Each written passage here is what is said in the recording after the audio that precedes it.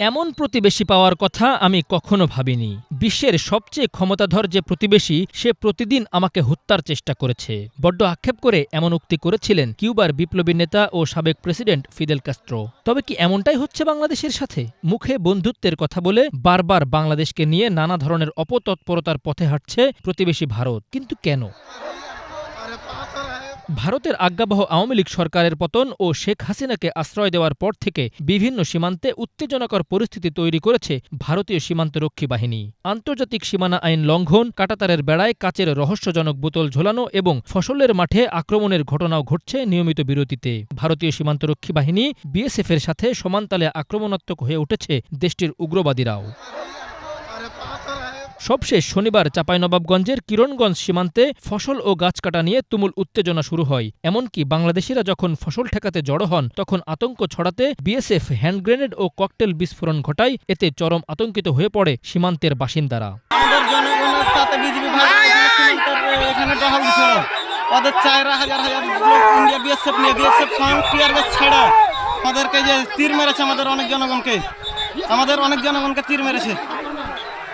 আমাদের অনেক জনগণকে তীর মেরেছে, কয়েকজন আহত, অনেককে কাতার কোপালছে।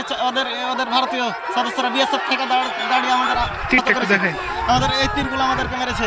বিএসএফ ইটকুল টিএসএফ সবই চালিয়েছে। আমাদের বিজেপির একজনের আঙুল ফেটে গেছে, একটা কাইতে গেছে, মানে 1 ইঞ্চির খন্ড লেগে আছে।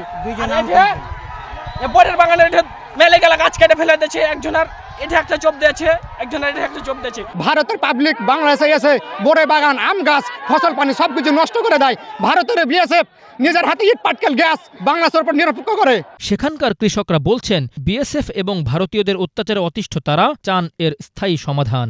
একসাথে যখন ঝাঁপ দিলাম, ককটেল বম ছুটছে, এর মধ্যে মুখ হাত জ্বলছে, জ্বলার পর আর কি বলবো, পারি না। তারপরও লাঠি ছোটালে যে যার হাতে আছে সবাই মিলে আমরা ছুটে যাই, শাসনা করছে, চলে যাচ্ছে। আমরা তো চাই কি শান্ত হবো, কিন্তু শান্ত তো করতে পারছে না, কারণ এরা তো মানছে না। একের পর এক ওরা অত্যাচার করতে আছে। এই অত্যাচার প্রতিবাদে আমরা মনে করেন কি করব নাই, তারপর আমরা চেষ্টা করছি ওদেরকে প্রতিহত করার। বারবার প্রতিবেশী সুলভ আচরণের প্রতিশ্রুতি দিলেও বাস্তবে তার ধারের কাছেও ঘিসছে না বিএসএফ। বরং বাংলাদেশি দেখলেই তেড়ে যাচ্ছে, যেন মুখে এক আর কাজে ঠিক তার উল্টো। এদিকে ঝুঁকির কথা বিবেচনা করে সীমান্তবর্তী এলাকার বাসিন্দাদের শূন্য রেখায় না যাওয়ার আহ্বান জানিয়েছে বিজিবি। আমাদের কৃষকের যে ক্ষয়ক্ষতি হয়েছে, তো এটা সাফারার তো আমাদের কৃষকরা।